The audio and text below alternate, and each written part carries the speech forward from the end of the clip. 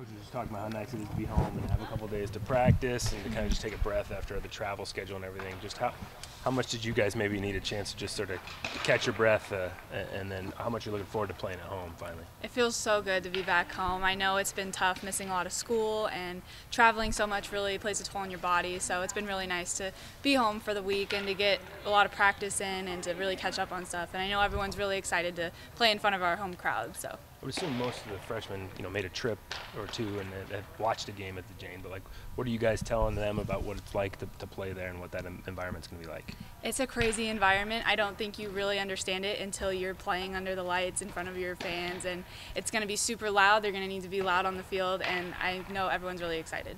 You've certainly faced some excellent pitchers in your career, but going back to this past weekend, can you contextualize just how dominant Kelly is, just how strong that rise ball is pretty incomparable?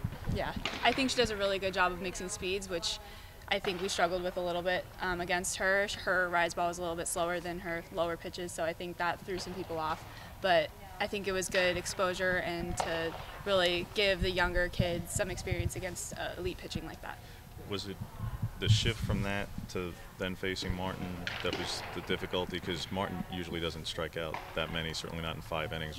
Was it just the shift from rise ball to drop ball? Or, yeah, I think we prepared a lot for the rise ball against Kelly Barnhill, and then we were thrown into a drop ball pitcher, and I think that we need to learn to adjust our swing quicker.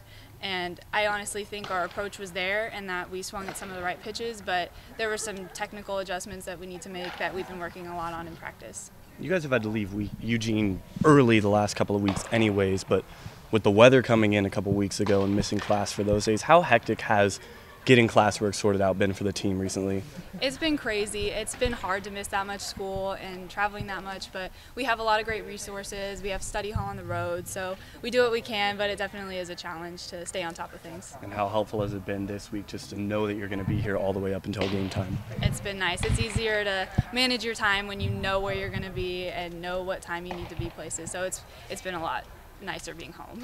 When you look at some of your splits, how do you try to explain it? Because obviously leadoff, your job is to get on, and you're getting on via walks. I'm sure you'd like a little bit more hitting opportunity.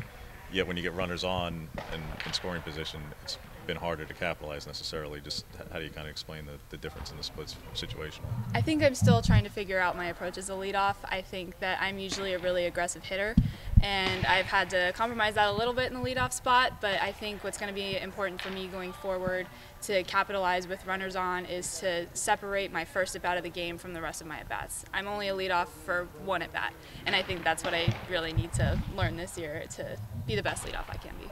Basically going to a game with 2 approaches, one for your first at-bat and one for the rest of the game, kind of? Yeah, exactly. What has Missy told you about Oklahoma State, a team she's really familiar with?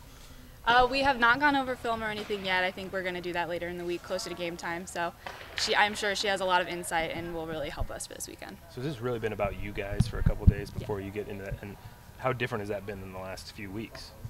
It's been really nice to just focus on what we need to do as a team and the adjustments that we need to make rather than just adjusting from game to game about which team we're playing. It's going to be nice to have a 3-game series against a team to really get some info on one team that we need to focus on and not having to go back and forth and back and forth. Can you feel the team kind of settling down with that extra individual attention, just focus on what you guys have to do? It's nice to go back to the basics sometimes. Sometimes you think that you're in a slump hitting, but it's really just a little tweak in your swing that we haven't really had time to focus on. So it's been nice to just get back and get some individual work in.